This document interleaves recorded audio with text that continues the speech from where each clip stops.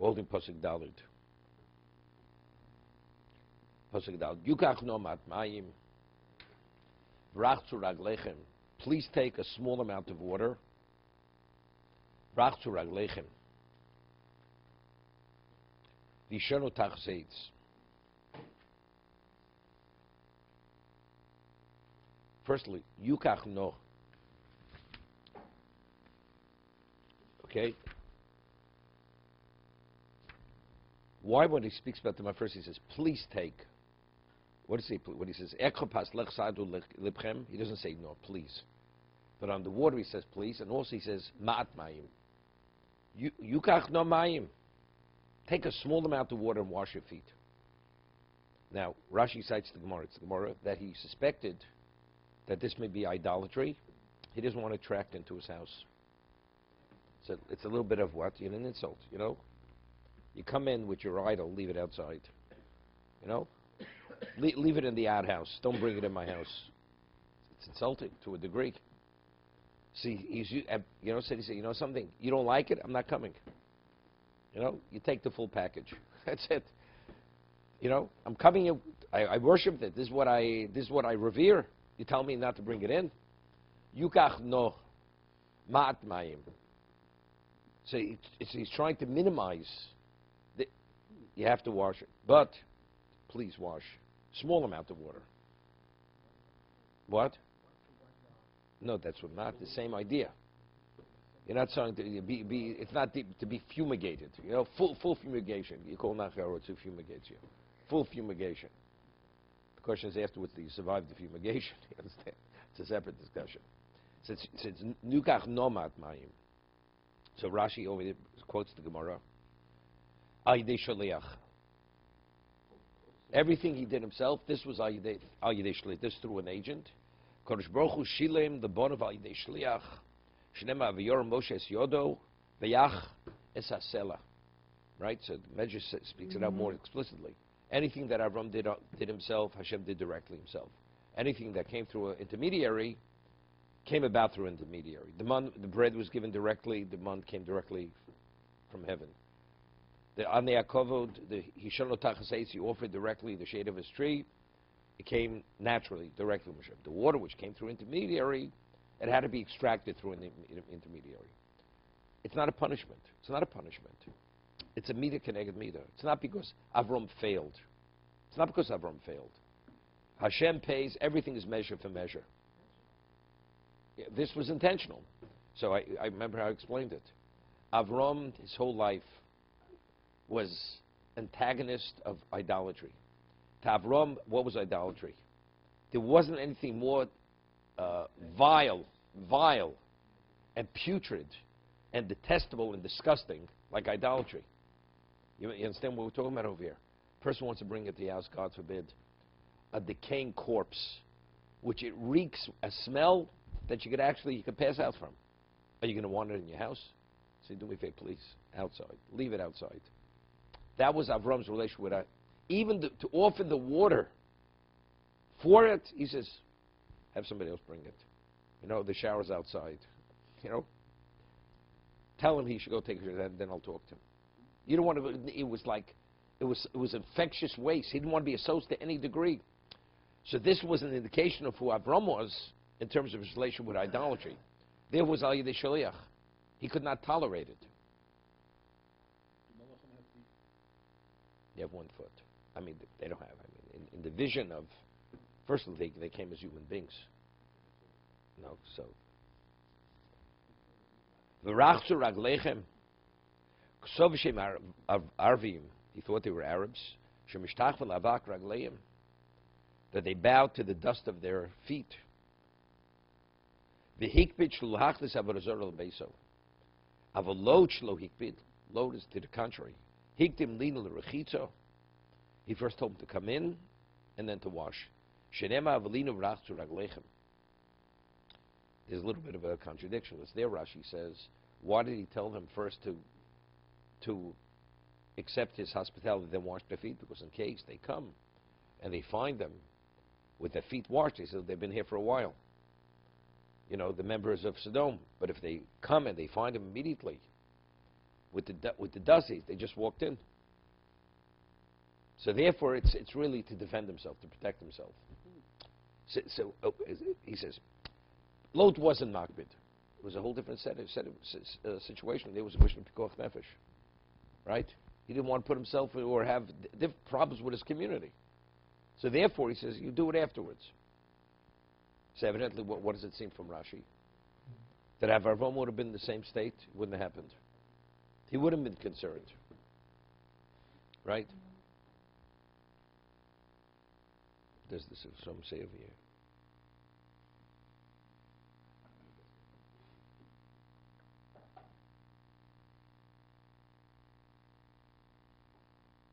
He cites Nachlas Yaakov. He says maybe when the angels came to Stone, maybe they didn't appear to be like Arabs. He says the reason why he suspected there was a possibility the dust was idolatry because they were Arabs and they worshipped the dust. He says v'kosheli dilma lo toyim makbid v'hodo where is it? Dilma lo fishlo nim lo ka'arvim. I mean, it's a seemingly a baseless question. They didn't appear as Arabs. I mean, to Avram, they did appear to Arabs, and they came in a different guise when they came to Lot. Seemingly, they appeared the same way, right? So for this, he would have asked him if he was sensitive to idol. He would have. But the other question was a question. Over there was a whole different set of circumstances, right? Ernie, you had the question. Okay.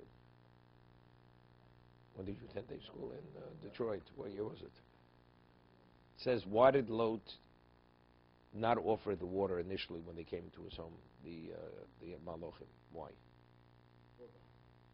Well, no, they came through his door with the dust on their feet. Then afterwards he says, Linu v'rachzu ragleichem. Because he said, because if I'm caught with guests, it was against the law to host people. I could say they just walked into the house. But if they come, if they first wash their feet, they're going to accuse them. They've been here for a while. So to protect himself, he had them wash their feet afterwards. Because if they come and nobody says a word, then he feels safe. Then he could offer the water. But if they wash their feet before and they catch him immediately, he has a problem. They say, look, they've been here for a week already. So where do we see the insensitivity to idolatry? So evidently you have to say that if he would have been makbid on idolatry, you don't make a cheshbon. There's no cheshbon. Under no circumstance does idolatry come to the house. If you truly, you see it the way you should see it, under no circumstance will you take it, would you allow it in your home. Over there wasn't a question of pikuach nefesh. He'd have a problem. So therefore what? So you have to make a sacrifice. If actually it's repulsive and everything, you can't tolerate it, there's no way. So that's an indication, or you're makbid.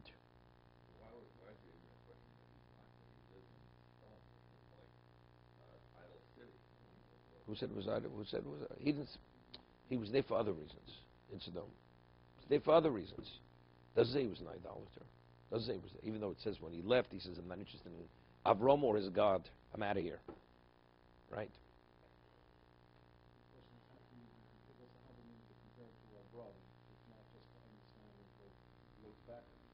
That's a good question. Right. Okay. That's a good question. Now you understand me, Talmidei Yosem Kulam, because the question is a good question. Therefore, I never thought of that question, but the answer is obvious, and it's explicit in the pasuk. He's asking, do you have to? He says, are you comparing Lot to Avram? Avram was makbid, Lot wasn't. I mean, what do we even have to address it? What's the comparison between the two of them? Why should have he been makbid? You know, why? The Torah tells us that when the Malachim came, he was baking matzah. You'd walk into Lot Seder, you think you're by the greatest Rebbe in the world, fearing a tish. Matzah with the embroidered, brocade, matzah cover, the silver korah, everything had over there. The man is in Sodom. What is he doing? The answer is, he was trained. It was so ingrained in him, certain modes of behavior. But it was like the side in Sfarim, based on the Zohar, that if a person does a mitzvah without kavod, it's like a guf without a neshama. It's like a body without a soul. It's called mitzvahs hanoshim l'moda. It was purely rote. It was rote. It was form, no substance, because that's the way he was trained. Let's see, comes tezvov, you have matzah, and it's a ve'yofu matzos. So maybe he was trained to such a degree by Avram. This is something, I don't eat tomatoes.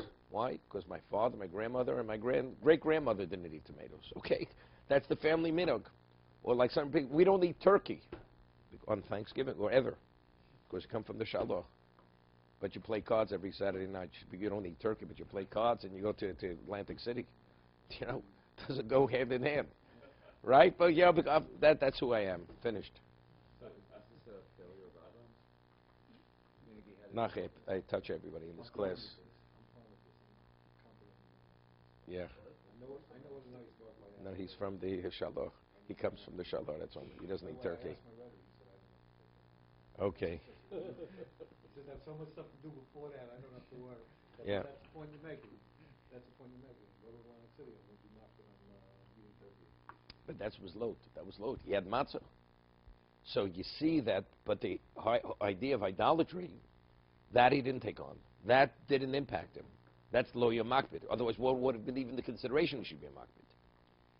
When the strangers go to Lot, does he see them initially as angels? Or No, does he see them, no, definitely does not. he see them initially? Guests, hosts, people who are in need of hospitality.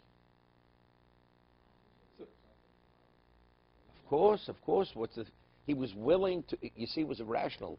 When they found that he was there, he says, "Take my daughters. You can rape them, do what you want." Is that normal? If you understand what hospitality is, who ever heard of such behavior? You know, hospitality under no circumstance you have a right to breach that, whatever that may be, at all costs. Even giving your daughters, they should be raped or even killed almost. Right? the reason I was asking the question that initially the angels come to Avram as any man. He didn't know who they were. They were Arabs. And he did chesed. But if Lot only saw them as malachim, then what he's doing is... If Avram didn't see them as malachim, Lot is going to see them as malachim. Wait. The reason is that if he sees them as the rock stars, he says, of course I'm going to do it. But if the same poor people came to his house, maybe he would have acted like a stone and turned them away. But that's the difference. He didn't. That's why he broke the law. But that's where I was going with that. You have to read the story, you know. When you read a child a story, he asks the question based on what the story is. The story reads, it reads. I mean, how you came up with this. No, I'm asking, but we'll go. There's no basis for the question. No basis for the question. Right? What is the basis for the... We read the story. People came, he thought they were people who needed hospitality, and he hosted them. Finished. They originally turned down his hospitality. Read the story. We're not there yet.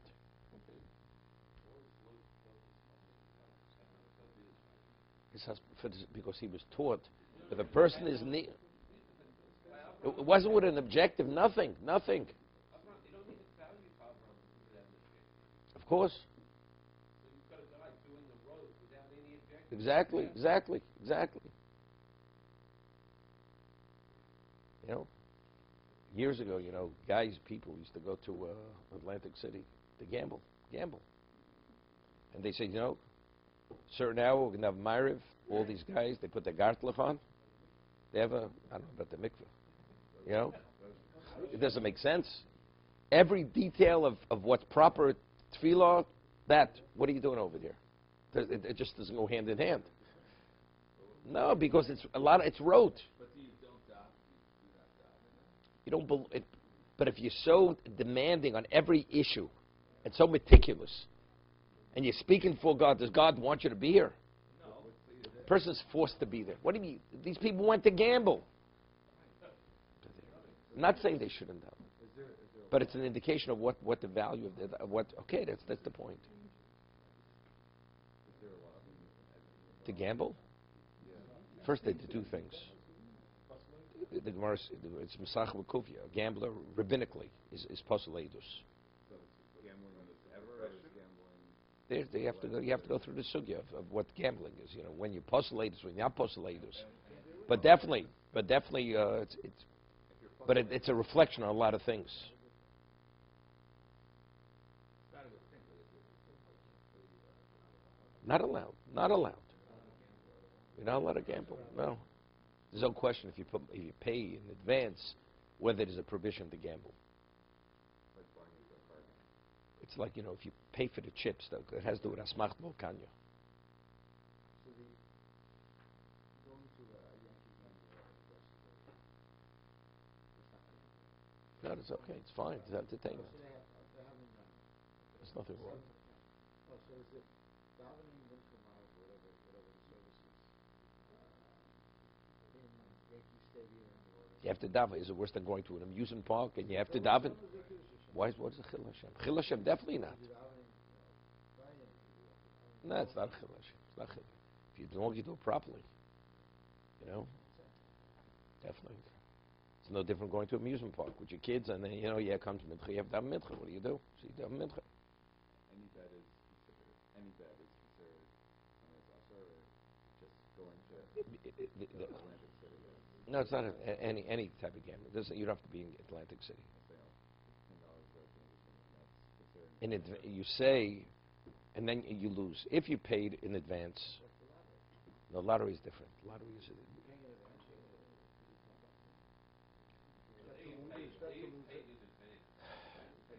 Yeah, pay in advance, a whole different. And what's your intention? Do you think you're really going to win? Even the person does have an element. There's no disappointment when you lose, right? When you buy a lottery, right? Yeah. So why are you buying it? Good question. Somebody says, could you give me $10 for charity? Sorry. But you buy a lottery ticket. Well, there I have a chance. Okay. But if the chance is nothing, so, you have a chance. God may give you a lot in return. I don't give $10 for a chance. But when you have 100 million to 1 that you're going to win, for that chance, I'll pay $10. Okay.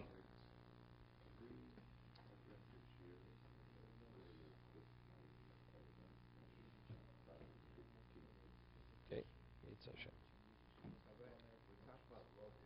What's the name?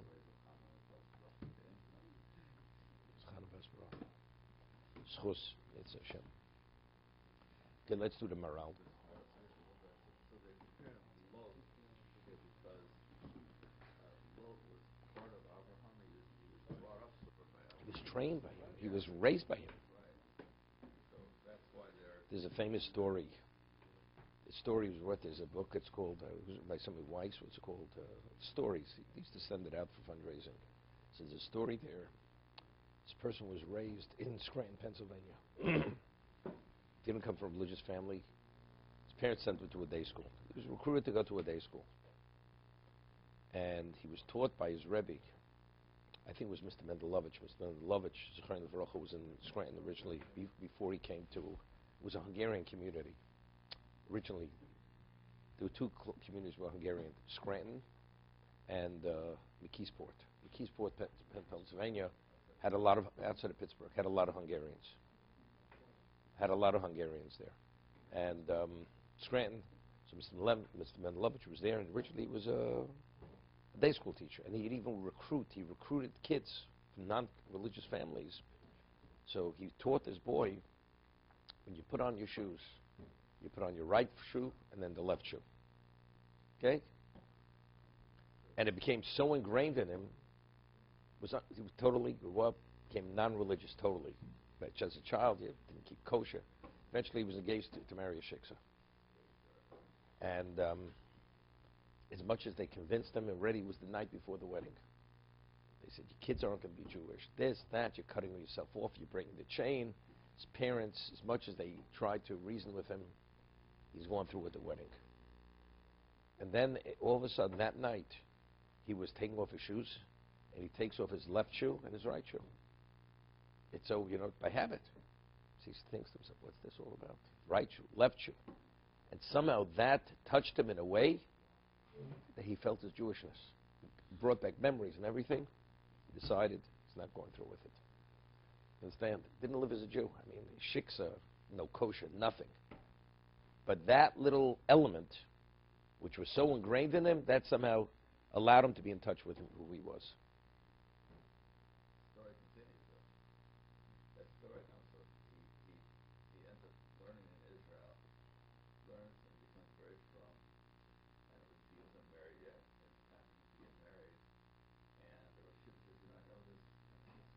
No, it's not that. It's not that story. It's not that story. It's not that story. This is the sequel. Maybe that may be another. It's not. It's not that story. It's not that story. No, it's not that story. I read that story. It's a different story. It's a different story. Look, you know. Okay. Converted 20 years earlier. Fiction is Friday night at Howard's. Okay. It was Rabbi Kalatsky, Tell me, it's not this story. It's not this story. This is not this story. Yeah. I can tell you, I know people. I don't say people who are people of status. They tell the stories. And I know the story from the source of Gedolim, Chaim Volozhin, or whatever it is they're going. And the person is not telling the story accurately. I know the accurate because I heard from Ereshiva. I heard it from the source of the Masorah. And these people tell the stories. It's hearsay. It's hearsay. Yeah, they add a little, detract, they this. Don't say anything. But it's not when you should know it's known that the Brisker family, the Salvatics in Eretz Yisrael, the stories when they tell over stories about the Beis HaLevi, Reb Chaim, it's so accurate. It's like L'havdil. They learn Rambam. How Reb Chaim learned the Rambam. That's the way they have the Masorah in terms of who Reb Chaim was and who the Beis HaLevi was and everything else. That's how detailed they are. People tell over other stories, and sometimes you speak to them. Is this true? Is it accurate? This and that. And they'll tell you whether it is or not. I'm just saying stories. Stories. I made a great story. Okay. It's a problem. You ask a person, what's the halach hilchos Shabbos? Well, I heard he says that, and whatever. That's the source. That's how you know halacha. You learn in Shulchan Aruch, in the Mishnah Berurah. You learn this. That's halacha. Okay, let's do Mishnah Berurah. It's late.